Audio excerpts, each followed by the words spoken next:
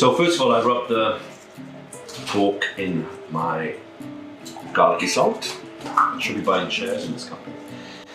So massage that in. A little bit of pepper as well. And then I'm going to wrap it in the pancetta. Kind of overlap it. The fillet of pork is Tesco's finest. Put them in the oven-proof dish. Keep one back for the dogs. Tuck some sage in, and I'll put a little bit more in towards the end.